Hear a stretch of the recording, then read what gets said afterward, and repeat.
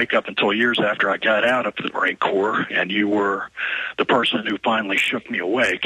But that's been quite a few years ago. And with the advent of the Internet, Alex, no one has any excuse not to know what is going on. If you're an adult and you're in the military or you're a cop, you know what's going on. You know that you're working for the bad guys. You're working for the guys who blew up the buildings or however they came down. You're working for the guys who bring in the drugs. You can go all over the Internet. There's former FBI, CIA, government officials talking, exposing, just the FBI, Ted Gunderson, for example. I could go on and on and on. There's no excuse not to know. All you guys. Gary Webb won a Pulitzer Prize. And they went to his house and shot him twice in the head. He had a new book coming out, totally proving it. And then the local cops were so corrupt, they said, he committed suicide.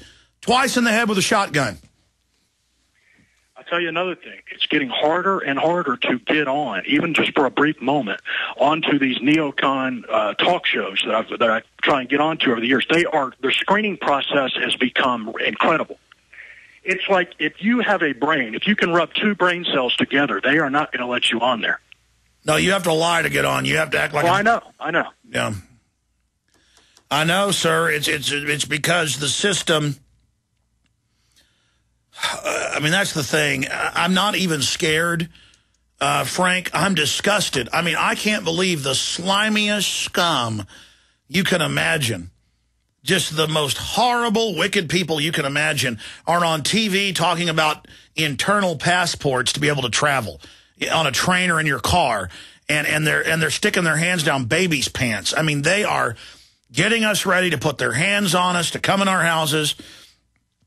And by the way, the globalists know the cops and military are going to get chewed up in this process, and they're even happy about that, because they're going to roll in with their real criminal brigades after that. Do you think the military and police know that once they really drop the hammer for hot martial law, what it's going to be like for the police? I don't know. I think they're in denial, but they also know that they're propping up that beast system because they think they benefit from it. Maybe some of the better ones think that somehow it'll change by itself over a period of years or whatever, and they can hold their position in it until it gets better. It's not going to happen. It's not going to get better. It's getting worse and worse. And I think those of us who've been awake for a while, we know something bad is getting ready to happen. I can feel it, man.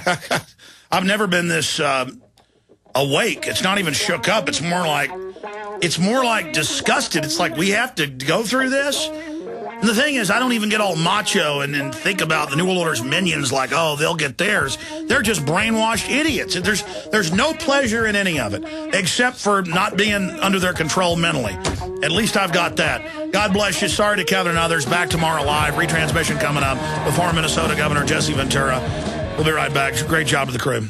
Over the last year, Alex has told you about, and many of you have experienced, emergencies and disasters in unprecedented numbers. People have had to literally run for their lives. Folks, this is Steve Shank with eFoods Direct. I'm not here to scare you, but when disaster strikes, you won't have time to think. You must act automatically. What does a pilot do when the helicopter engine fails in flight? No time to think, just act automatically. When the alert is broadcast, the alarm sounds, or the knock comes on your door, you'll need to be ready to act without thinking.